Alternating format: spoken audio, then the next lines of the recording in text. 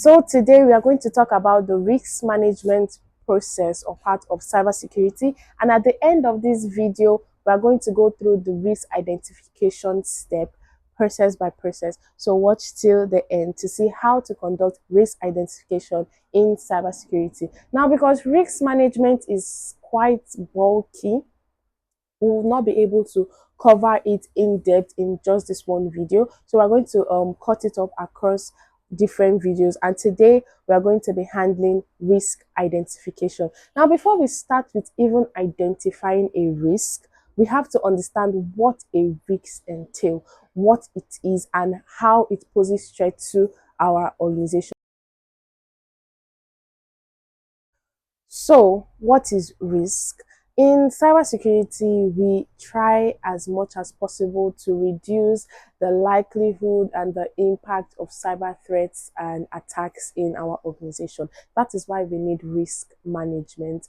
Risk has a formula that is threat times vulnerability times the impact. So it is the intersection between the likelihood that a threat actor would exploit a vulnerability in our systems, and then the impact of what this activity does to our organization at large. So that is what risk entails. That is what it is. Now, in every risk management process, we have to start with the risk identification, then we go into the risk analysis phase, then we go into the risk evaluation, risk treatment, risk monitoring, and reporting. Today we'll be handling risk identification. Now, risk identification is the effort of a cybersecurity team, GRC team, risk and compliance team, to bring out as much possible risk that could harm or that is particular to our system,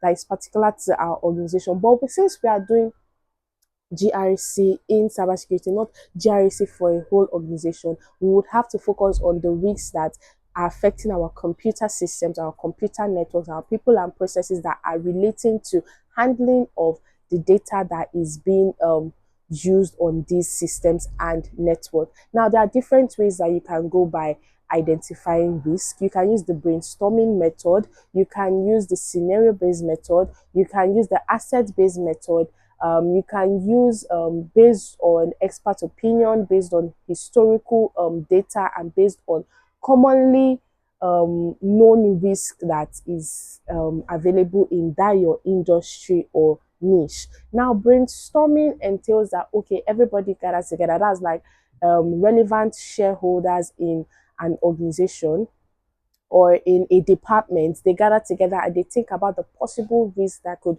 pose to our systems, because they are thought leaders in this process and they would have better understanding of the type of risks that are available. You could also use checklists that is based on former list that has been compiled by experts. These have been compiled by people in the field for years now. There are commonly known risks. You could use that to check, okay, are these risks going to be available in our organization? Is this one particular to us? Does this one concern us? And all of that. You could also use regular meetings. You could use based on history, as you check your company's record and see, okay, these are the things that have happened to us in this past while. You use from lessons learned, you use from your incident that has occurred in the organization to find out the various risks that could pose to your organization. So this is how we technically go about the risk identification phase in risk management. Now I am going to take you through a process of identifying a risk for a simulated organization. So stay tuned. So let us begin on the risk identification aspect of risk management. We'll start with what is risk identification. Now, it is the foundation of risk management. Yes, it is the phase where we systematically identify what could go wrong. That is your potential threats, vulnerabilities, impacts that might affect an organization's assets. Now, if we do not have clear identification later, steps like risk analysis and treatment become inaccurate or incomplete. We talked about the different ways that we can go about risk identification, and for this tutorial, I'm going to be using the asset based approach. Now, it starts with identifying your assets first, like the name implies. So anything that has value to our organization, such as our data, systems, people, once assets are listed, we could then look at, okay, what threaten them, and what vulnerabilities do they have. So this keeps the risk management process very practical and focused on protecting what matters the most. So we've identified our you start with identifying your assets. Let's do that. For example, we have data. Data could be customers record, it could be intellectual property, it could be your trade secret. You will also have systems. These are your servers, endpoints, cloud infrastructure. We have people and processes. We have employees, contractor, third party vendors. We also have our physical assets like our offices, our devices. All these things are assets, and these are what has to be put in mind when we're doing the asset based risk identification method. Next, we identify the threats for each asset. So once we've listed the assets, we identify their potential threats. That's anything that can exploit a weakness or cause harm. So threats can be intentional. It could be like hacking or insider misuse, or it could also be unintentional, like maybe human error or even natural events.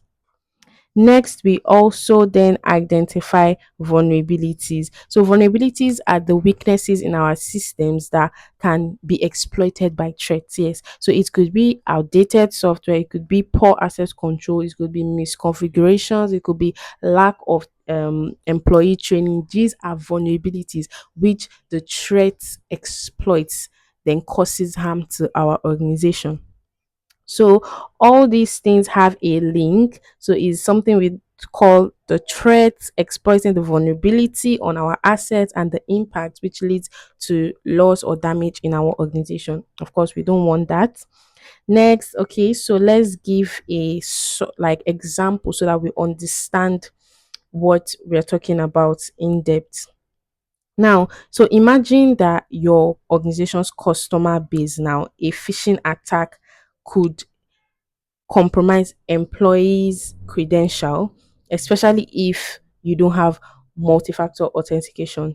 So your asset now is your customer base. The threat could be a phishing attack on that customer base, and why it is more likely is because you do not have multi-factor authentication. So that vulnerability has led to and unauthorized data access, which causes both financial, reputational damage. The impact is going to be much. So, in a risk register, we impute all these things and then find out the likelihood and the impact of it happening. But that will be in our next class on risk analysis. So, the impact could be data breach and reputational loss. So, that is all for today on risk identification. Thank you for sticking around. I hope this helped you understand how the asset based approach fits into the risk identification phase. Follow for more breakdown on GRC and cybersecurity topics.